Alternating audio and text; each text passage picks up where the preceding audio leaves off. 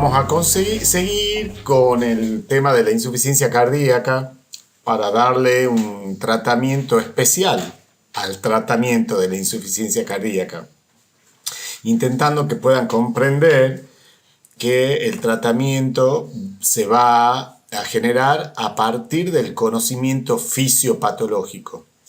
La insuficiencia cardíaca, hasta no hace muchos años, hasta hace 20 o 25 años, tenía un tratamiento absolutamente sintomático. No era un tratamiento que tuviera bases fisiopatológicas. Recién cuando eso se descubrió, cuál es la fisiopatología y el tratamiento se relacionó, es que empezó a bajar la mortalidad en la insuficiencia cardíaca con el tratamiento adecuado.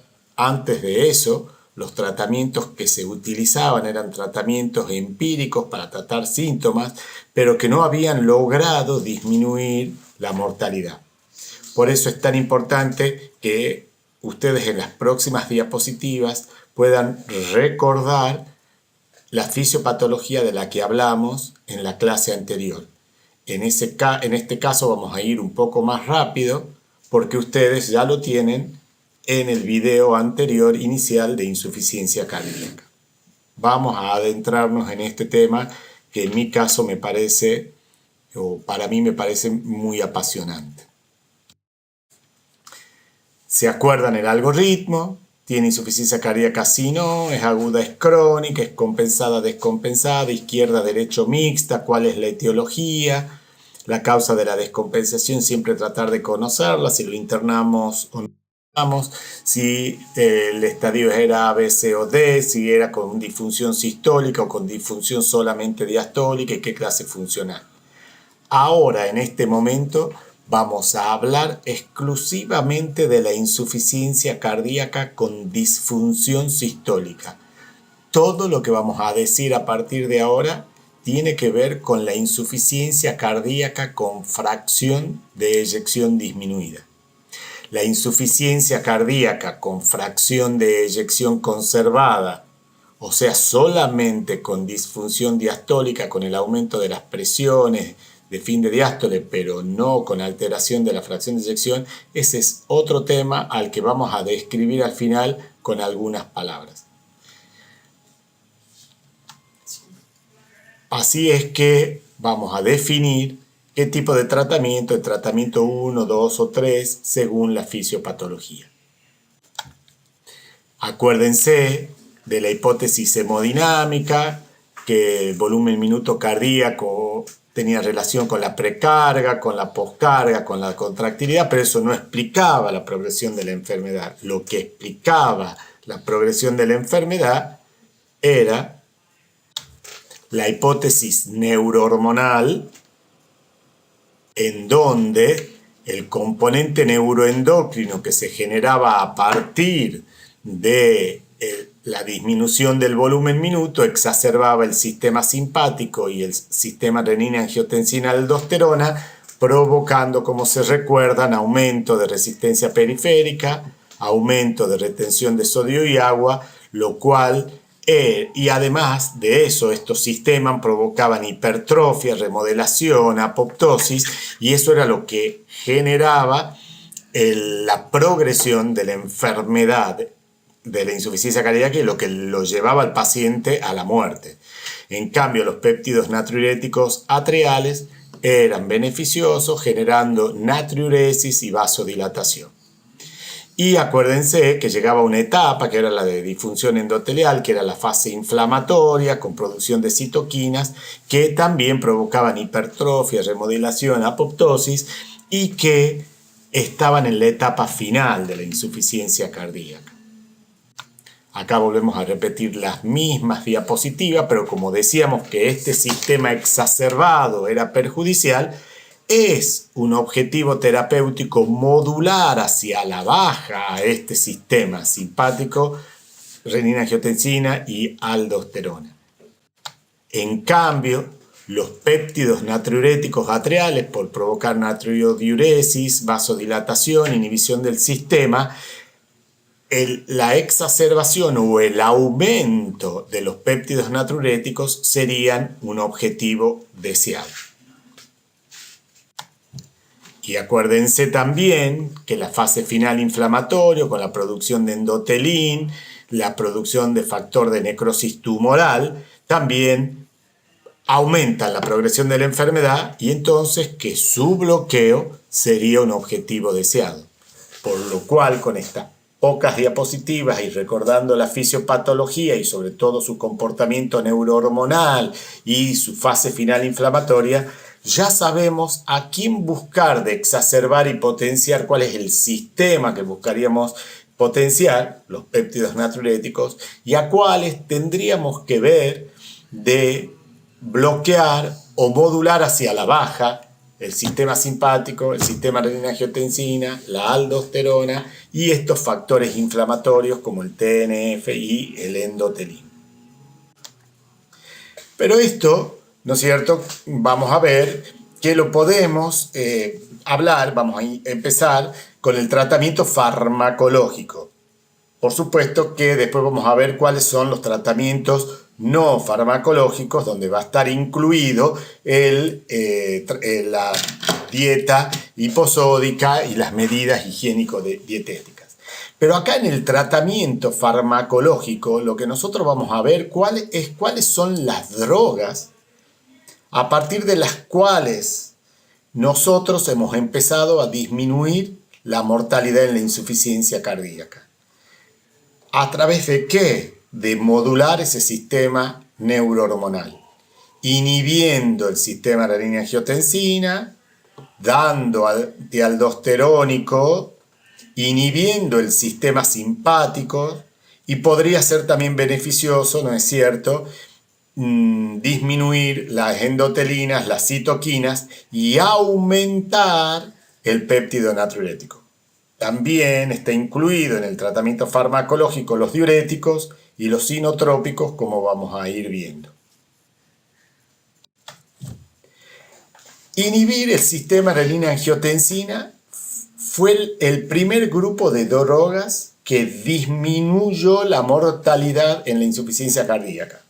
Esto a finales de los años 70, de los 1970, cerca de los años 80, un estudio que se llamó Consensus, fue el estudio que demostró la disminución de la mortalidad.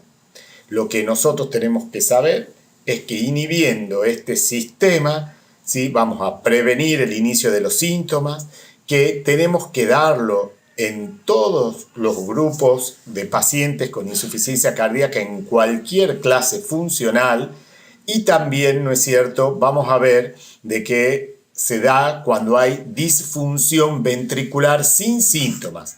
Cuando ya tengo una caída de la fracción de eyección, ya debe darse inhibidores del sistema renina-angiotensina.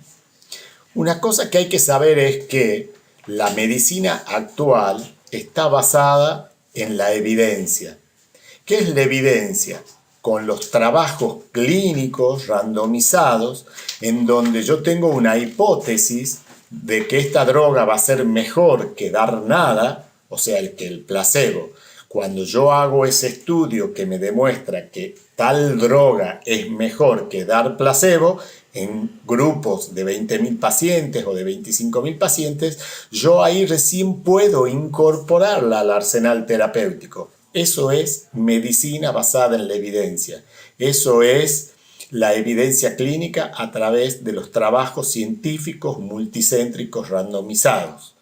Si quieren ir a una situación actual de la pandemia, veamos cómo para la vacuna, para el coronavirus, yo puedo tener muchas hipótesis y probables vacunas, pero esas vacunas solamente van a ser aceptadas por las organizaciones nacionales que regulan los medicamentos cuando sea probado en estudios randomizados, o sea, al azar se divide pacientes a los que se le da la vacuna y a los que no, y vamos a ver si es que esto es eficiente y no es dañino. Acá en insuficiencia cardíaca esto comenzó inhibiendo el sistema renina-angiotensina a fines de los 70. como vamos a ver los beneficios de esta inhibición del sistema renina-angiotensina, la mortalidad ha disminuido en estos estudios clínicos y cada 100 pacientes tratados podemos salvar 2 vidas al año. Pero acuérdense que en la Argentina mueren 100.000 pacientes por año, por lo cual nosotros vamos a conseguir muchas vidas salvadas. ¿Cuál es la droga típica que utilizamos del grupo de inhibidores de la renina-angiotensina? El enalapril. El enalapril, que empiezan dándose en dosis bajas de 5 miligramos cada 12 horas. Luego, si el paciente la tolera y no le provoca tos, que es un efecto colateral bastante molesto, aunque no es peligroso, puede aumentar, y siempre y cuando las presiones nos lo permitan, vamos a aumentar el enalapril a 10 miligramos cada 12 y si lo puede tolerar el paciente a 20 miligramos cada 12. Es cierto que el enalapril es la droga tipo, pero todos los inhibidores del sistema renina-angiotensina, el captopril, el ramipril, también tienen el mismo efecto de clase.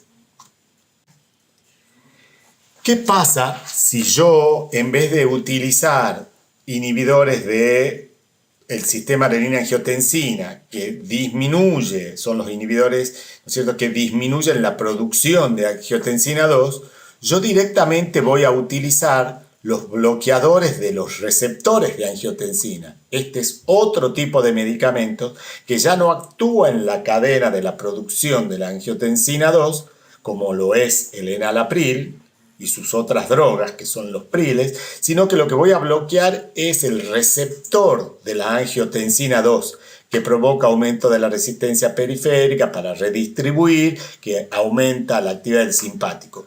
¿Qué drogas son esas? Son los que nosotros llamamos sartán, los sartanes. Acá la droga típica es el losartán, que también fue probado, ¿no es cierto?, en un estudio que fue el ELITE 1, no importa que se recuerden los nombres de los estudios, pero lo que nosotros podríamos decir que en la actualidad los bloqueadores de los receptores también van a tener un efecto bloqueando el sistema renina-angiotensina a través del bloqueo, insisto, de receptores.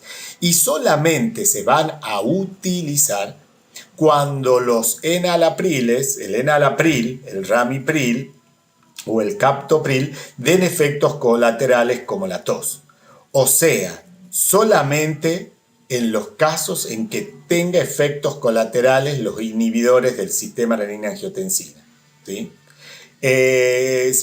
Se discute si también podría usarse en reemplazos de estos, si son bien tolerados, pero en la actualidad no. Y lo que también sabemos es que no deberían darse los dos juntos, un enalapril con el losartán.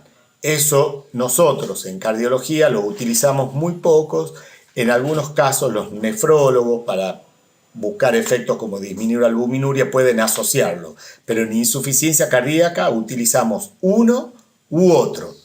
Empezamos con el enalapril, captopril o ramipril, y si el paciente tiene efectos colaterales, sobre todo la tos, vamos a suspenderlo y empezar con el losartán. Y aparte del losartán existen otros como el valsartán, el telmisartán, pero así como el enalapril. Lo ponemos como ejemplo en los inhibidores del sistema renina-angiotensina. Al losartán lo ponemos de ejemplo de bloqueador de los receptores de angiotensina 2. Acá insisto con que la asociación de inhibidores de la enzima convertidora más inhibidores de la angiotensina 2 no demostraron beneficio, salvo en el grupo de intolerancias al enalapril, que podríamos usar el losartán. Esta es una diapositiva que demuestra lo que yo les venía diciendo. Bueno, y acá tenemos el primer tratamiento con tinte fisiopatológico. Este medicamento es uno de los 3 medicamentos que disminuyen de la mortalidad en la insuficiencia cardíaca y que nunca deberían dejar de estar incluidos en el tratamiento de esta patología. Tenemos otra droga En el sistema renina-angiotensina, cuando la angiotensina 2 se produce, se estimula la producción de aldosterona. La aldosterona también retiene sodio y agua y también potencia el efecto simpático, por lo cual es un objetivo terapéutico inhibir la aldosterona. Para eso apareció un estudio allá por el año 1999, no importa el nombre, aunque lo pueden conocer, se llama Estudio Rales, que mostró que la espironolactona, que es un bloqueador de la aldosterona, en dosis de 25 miligramos, que es una dosis bastante baja, asociado al tratamiento convencional, disminuye la mortalidad en los estudios clínicos randomizados. Y así, cada 100 pacientes tratados, podemos salvar 5 vidas por año con solamente agregar espironolactona 25 miligramos todos los días. Lo que tenemos que saber también es que esta droga tiene efectos colaterales, puede generar ginecomastia, y entonces ha aparecido últimamente una droga que se llama eplerenona, que tiene un efecto muy parecido en un estudio que se llamó EFESUS también, que puede darse y también en la misma dosis de 25 miligramos. Por lo cual ya sabemos que tenemos 2 grupos de drogas que van a disminuir mortalidad. Los inhibidores del sistema renina-angiotensina o los inhibidores de los receptores AT2, uno de los dos, y los antagonistas de la aldosterona, que es la espironolactona en dosis de 25 miligramos o la eplerenona en dosis también de 25 miligramos. ¿Qué es lo que tenemos que tener cuidado cuando nosotros vamos a utilizar la aldosterona? Acá tienen ustedes todas las contraindicaciones, pero fundamentalmente lo que tenemos que chequear es que la creatinina no esté aumentada. No deberíamos darle a los pacientes inhibidores de la aldosterona, o sea, espironolactona o eplerenona, si es que la creatinina está por arriba de 2 o 2.5 miligramos por decilitro y el potasio estar mayor de 5 miliequivalentes. O sea, no podemos dar esta medicación si no le chequeamos trimestralmente la creatinina para saber que no está por arriba de 2,5 y el potasio por arriba de 5. En esos casos no se puede dar los antagonistas de la aldosterona. La tercera droga que ha demostrado disminución de la mortalidad, insisto, aparte de la inhibición del sistema renina-angiotensina con enalapril o losartán o alguna medicación del grupo, más los inhibidores de la aldosterona, que son la espironolactona o la eplerenona con menor efectos colaterales, es inhibirlo al sistema simpático. Ustedes se acuerdan que el sistema simpático produce aumento de la resistencia periférica, aumento de la poscarga, y eso generaría una dificultad del ventrículo para eyectar desde el ventrículo hacia la aorta, porque tiene una resistencia periférica muy aumentada. Y además el sistema simpático, su exacerbación, la noradrenalina, es capaz de tener un efecto tóxico sobre las fibras miocárdicas, generando hipertrofia, remodelación del ventrículo, apoptosis y muerte celular. ¿Se puede dar cualquier betabloqueante, porque son los betabloqueantes los que inhiben el sistema simpático? No. Hay muchos betabloqueantes, pero hay solamente 4 que han sido demostrados por los estudios clínicos, la medicina basada en la evidencia, que pueden utilizarse. El carvedilol, el bisoprolol, el metoprolol y el nebivolol, sobre todo en los ancianos. Ustedes tienen en esta diapositiva cuáles son los estudios que mostraron ese beneficio. Acá tienen también un gráfico del carvedilol, del estudio que se llama US Carvedilol Study, es el estudio norteamericano que fue el que demostró el beneficio del carvedilol. También tienen el CIBIS, que mostró el beneficio del bisoprolol, el MERIT que mostró el del metoprolol. Vamos a pasar esta diapositiva. Y lo que tenemos que saber de los inhibidores del sistema simpático, lo tomemos al carvedilol como un ejemplo. ¿Cómo lo vamos a dar al carvedilol?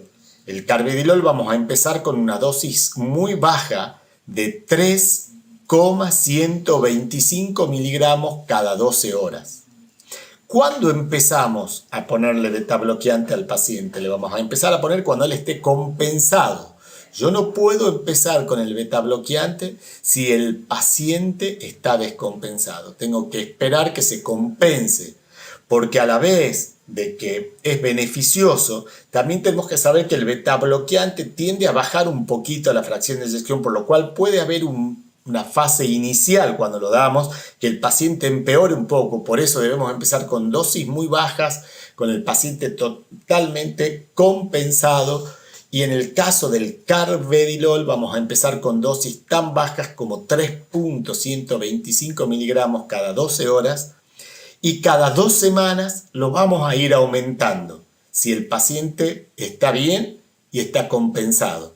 Las dosis que le vamos a dar va a ser de 6,25 cada 12. 2 semanas después vamos a intentar ponerle 12,5 cada 12 horas. Y si se puede, darle la máxima dosis tolerable, que es la de 25 miligramos cada 12 horas. Como vemos, también el sistema simpático ha generado beneficios que cada 100 pacientes tratados podemos salvar 3 vidas por año. Y vemos que si tenemos con el enalapril más los antialdosterónicos más el carvedilol, nosotros cada 100 pacientes, si sumamos, podemos salvar 10 vidas por año. O sea, podemos salvar al 10% de los pacientes.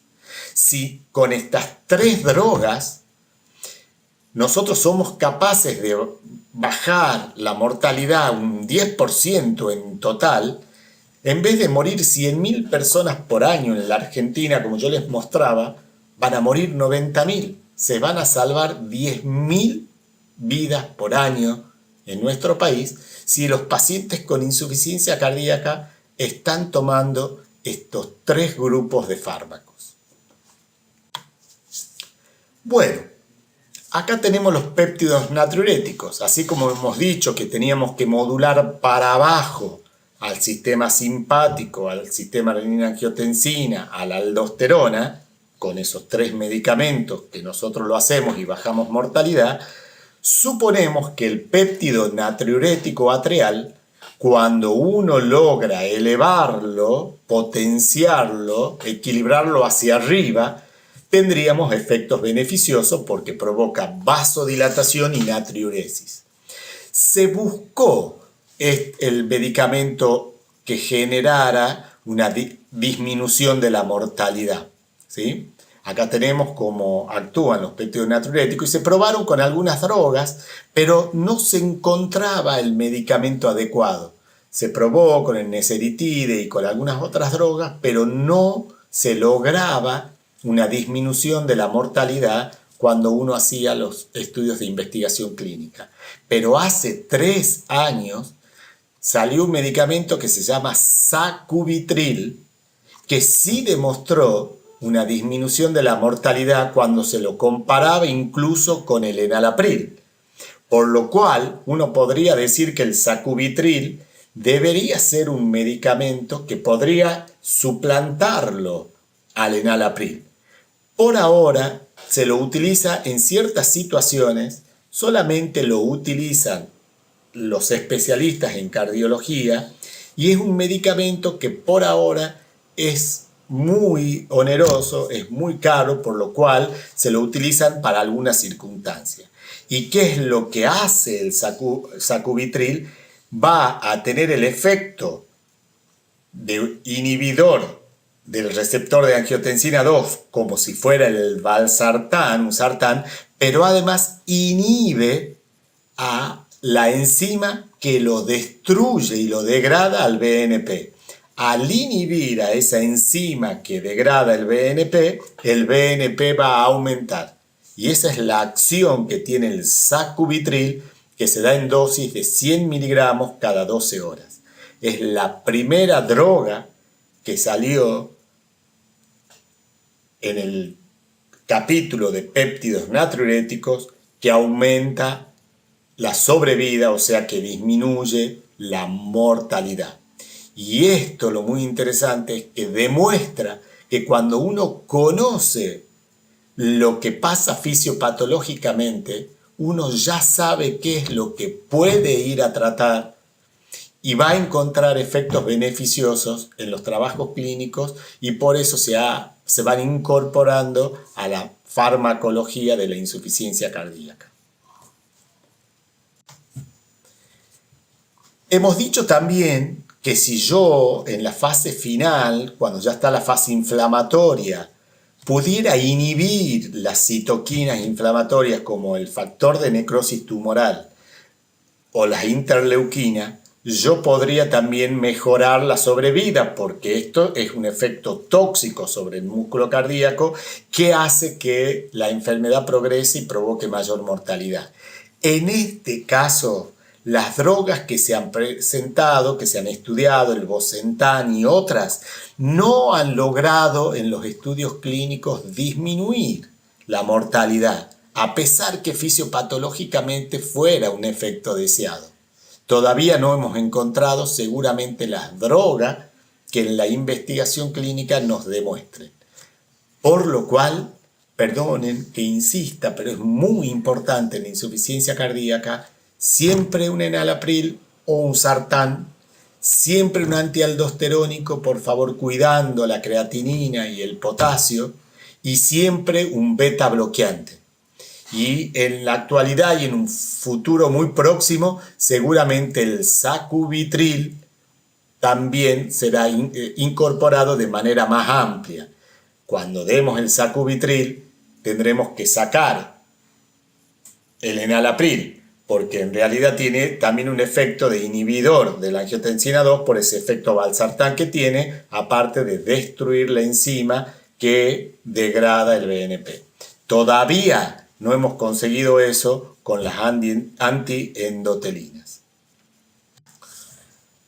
Acá tenemos otros estudios, ¿sí?, con anticitoquinas, pero que no han demostrado mejoría en la sobrevida. Y la pregunta que nos haríamos es si no son de utilidad, pero yo creo que sí, deberían ser de utilidad. Lo que pasa es que no se encontró todavía la droga y las dosis correctas. Los diuréticos.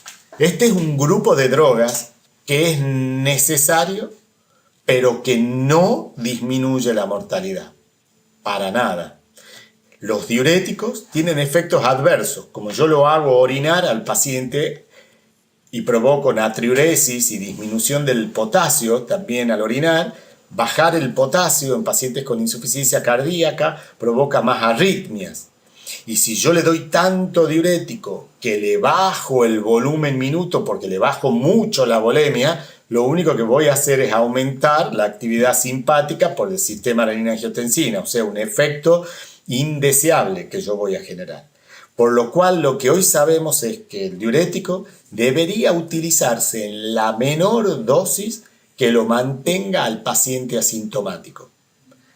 Cuando utilizamos diurético, vamos a utilizar la furosemida, que en el caso de la insuficiencia cardíaca internada porque está descompensado, lo vamos a utilizar endovenoso.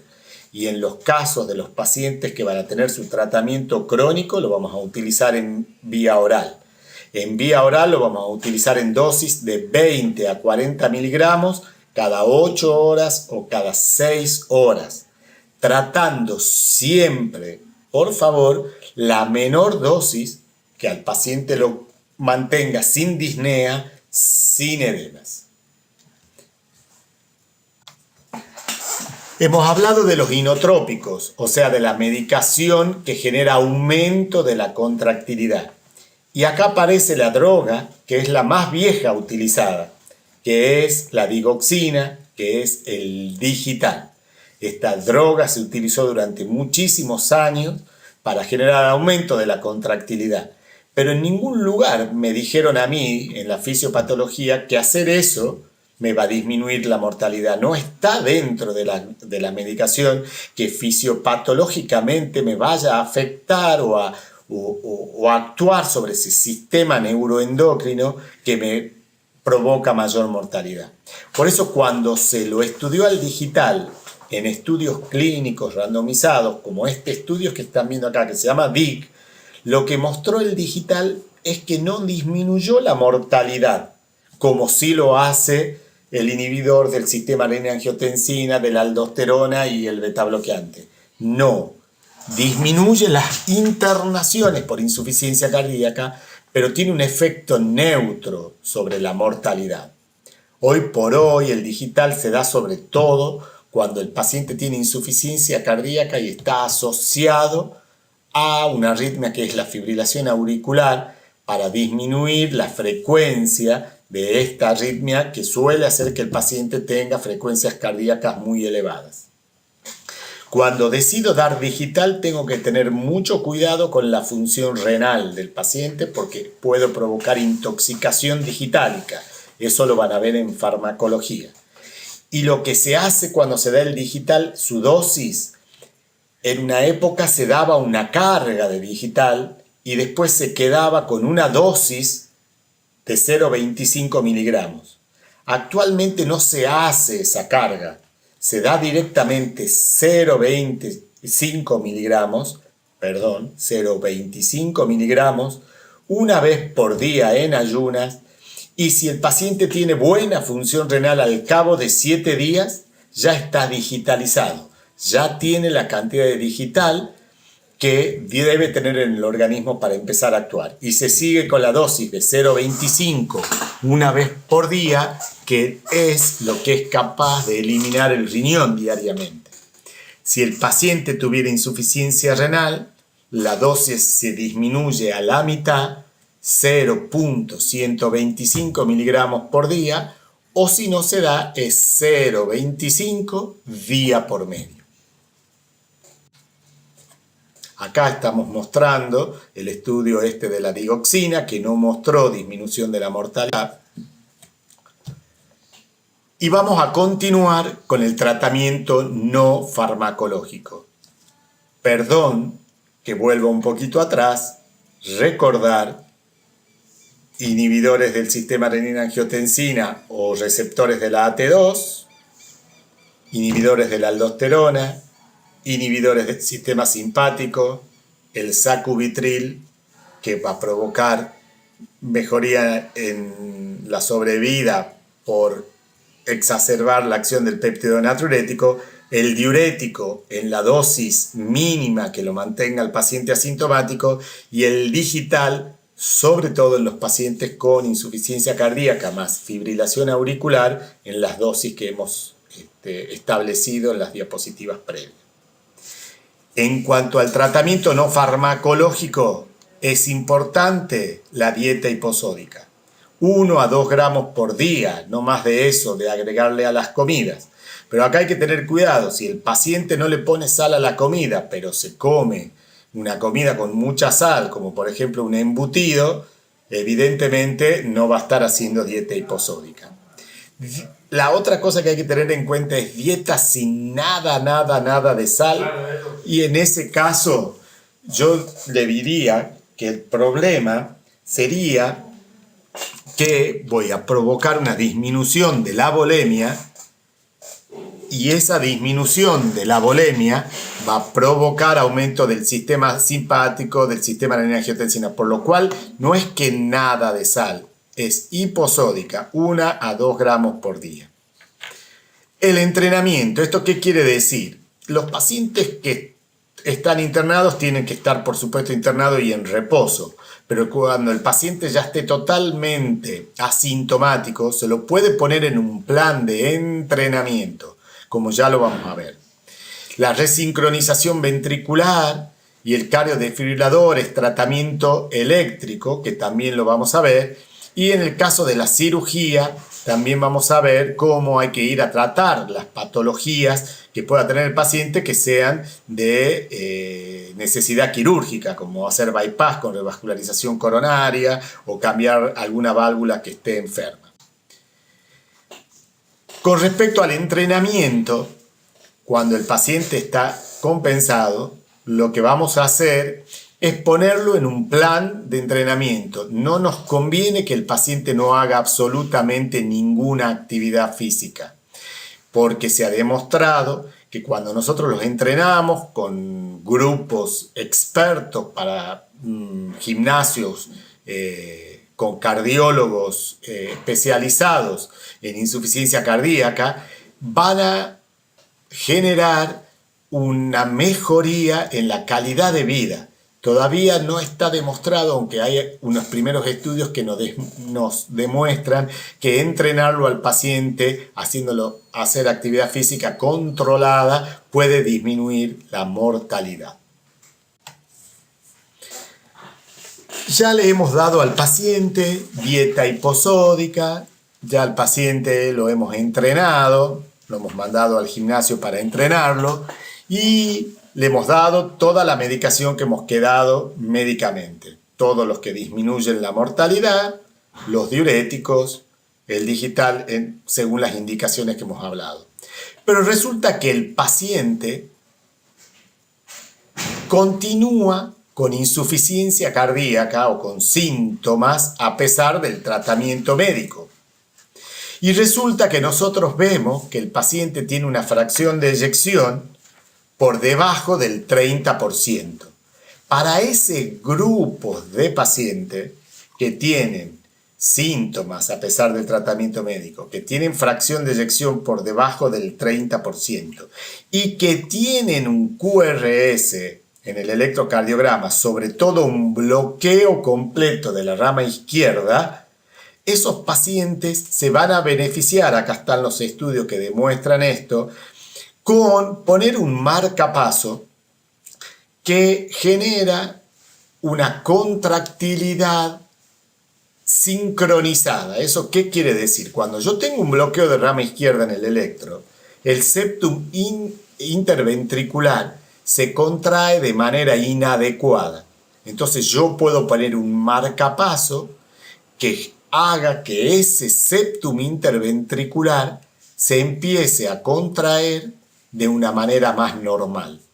Y eso es lo que se llama resincronización en la insuficiencia cardíaca en pacientes que a pesar de máximo tratamiento médico con fracción de eyección menor del 30% o 35% y con QRS ancho, sobre todo bloqueo de rama izquierda, que hace que el septum se mueva de manera anormal para hacer que se empiece a mover de una manera más normal y genere una eyección más eficiente, se puede utilizar esto. Por supuesto, esto es absolutamente indicación de los especialistas. Simplemente lo pongo para que ustedes lo conozcan.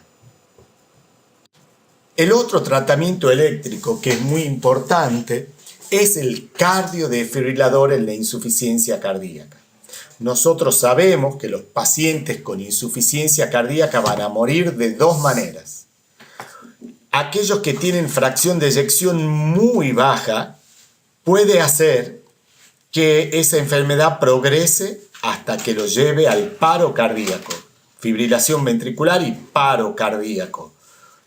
Y esos pacientes esa puede ser su manera de morir. Pero la otra manera de morir es que hagan una arritmia ventricular. Esa arritmia ventricular va a ser una cosa que se llama taquicardia ventricular, que degenera en fibrilación ventricular y que lo lleva al paciente al paro cardíaco. Lo que nosotros sabemos ahora es que estos pacientes que pueden desarrollar taquicardia ventricular, fibrilación ventricular y muerte, uno la podría prevenir a esta arritmia con un marcapaso que se llama cardiodefibrilador implantable, que lo podemos utilizar en aquellos pacientes que ya han tenido una muerte súbita por insuficiencia cardíaca, entonces le podemos poner este cardiodefibrilador. O en aquellos pacientes que tengan la fracción de eyección baja por debajo del 30%, a pesar de máxima tratamiento médico estén sintomáticos. Igual que lo que habíamos visto en la resincronización. Bueno, en este grupo de pacientes uno pone un marcapaso que es capaz de captarla a la taquicardia ventricular, que es premonitoria de fibrilación ventricular, y tratarla eléctricamente a esa taquicardia ventricular.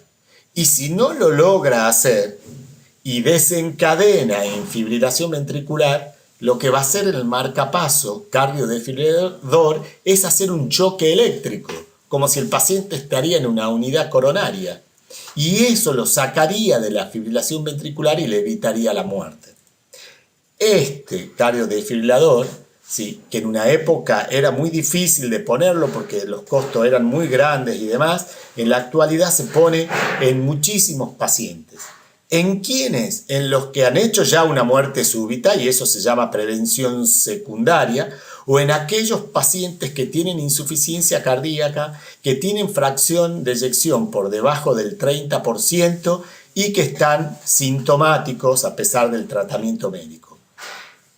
¿Cuánto dura un cardiodefibrilador? ¿Cuántas veces puede generar un choque de fibrilación ventricular? Y lo puede hacer 30, 40 veces. Y cuando eso se agota y nosotros lo vamos controlando, le podemos volver a poner otro cardiodefibrilador. Por lo cual, como vemos, ya el ser humano podemos decir que tiene más vida que un gato cuando decimos que el gato tiene 7 vidas, porque con el cardiodefibrilador nosotros podemos evitar muchas muertes en el caso de la insuficiencia cardíaca. Tratamiento absolutamente indicado solamente por el especialista, pero que también ustedes tienen que conocer tanto la indicación del cardiodefibrilador como de la resincronización ventricular. La cirugía en insuficiencia cardíaca, acá tienen una diapositiva, es simplemente decirle a los pacientes que tengan enfermedad coronaria habrá que revascularizarlo, o sea, hacerles bypass. Los pacientes que tengan problemas en las válvulas habrá que cambiar la válvula, o sea, hacer la cirugía que corresponda, que lo pueda ayudar para que mejore de su insuficiencia cardíaca.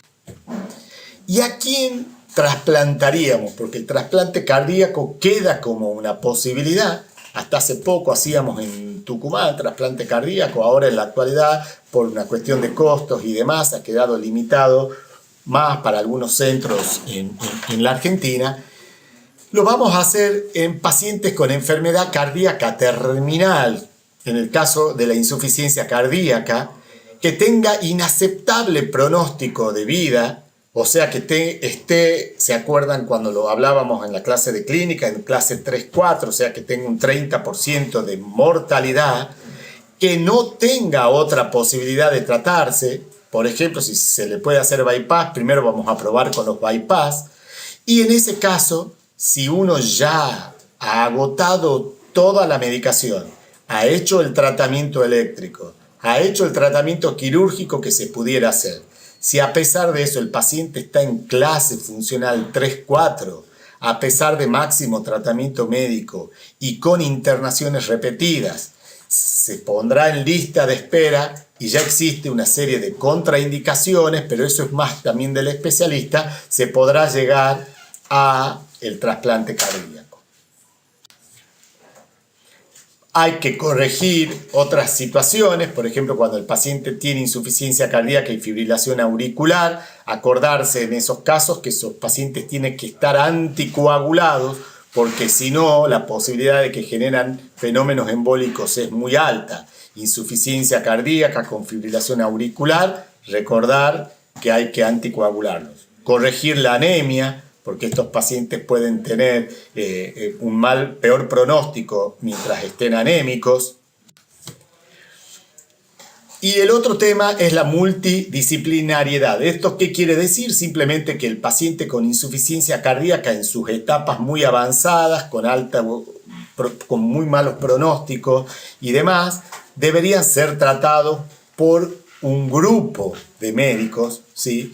En donde de médicos y paramédicos, en donde estén psicólogos, nutricionistas, profesores de educación física, más los médicos clínicos especializados en insuficiencia cardíaca, y eso ha demostrado que cuando se trata de manera multidisciplinaria en servicios de insuficiencia cardíaca se puede lograr disminuir la mortalidad. Por último nos queda el grupo de pacientes de insuficiencia cardíaca con fracción de eyección normal. Si ustedes recuerdan lo que yo les dije que íbamos a hablar, todo lo que hablamos tenía que ver con la insuficiencia cardíaca con fracción de eyección disminuida. En los pacientes con insuficiencia cardíaca con fracción de eyección normal, o sea, solo por disfunción diastólica, ningún medicamento hasta la fecha ha demostrado disminución de la mortalidad, como si les he explicado en este video cuáles son los que sí disminuyen mortalidad. Acá ninguno ha podido mostrar en los ensayos clínicos disminución de la mortalidad. Acá hacemos un tratamiento sintomático. Son pacientes que por estar congestivos, porque sus presiones diastólicas están aumentadas y pueden tener disnea o pueden llegar a tener edemas. En estos pacientes con fracción de eyección normal, el tratamiento va a ser diurético, ¿sí? Para mantenerlos un poco más secos, menos congestivos, y tratar las patologías de base, tratar la hipertensión arterial con inhibidores de la enzima convertidora o lo que sea, que ya lo van a ver en la clase de hipertensión, si fuera un paciente coronario, revascularización coronaria. Y esto era lo que yo les quería decir fundamentalmente. Unas palabras para la insuficiencia cardíaca cuando el paciente está descompensado. Cuando el paciente está descompensado con insuficiencia cardíaca y yo decido internarlo, lo que tengo que pensar es, si está tomando beta bloqueante, bajar la dosis del beta bloqueante. Vamos a hacer diuréticos endovenosos en dosis de 20 a 40 miligramos cada 8, cada 6 horas. No hay que tratar de disminuir rápidamente los edemas, ni aumentando tantísimo la dosis de diuréticos. Y se hacen vasodilatadores. El vasodilatador más conocido cuando el paciente está internado con insuficiencia cardíaca descompensada, se coloca en goteo nitroglicerina, que es un buen vasodilatador y venodilatador, y con nitroglicerina y con diurético seguramente lo vamos a tratar de compensar al paciente. Hay un grupo de pacientes que no responde en su descompensación a la nitroglicerina endovenosa y el diurético, y en esos casos uno tiene que poner inotrópicos mucho más importantes que el digital, que son la dopamina, la dobutamina. Lo que se ha visto en este estudio que está en la diapositiva, que se llama un registro ADER, es que cuando uno tiene que llegar a utilizar estos inotrópicos, la mortalidad de estos pacientes va a aumentar con el tiempo, con el reiterado uso de la dobutamina o de la dopamina. Sin embargo, a veces es necesario porque no lo logramos sacar de su descompensación y son útiles para sacarlo de la descompensación, pero también es solamente para ser utilizado por los especialistas en unidad coronaria. La descompensación cardíaca, básicamente la mayoría va a ser tratando la causa de descompensación, la nitroglicerina y los diuréticos. Muchas gracias.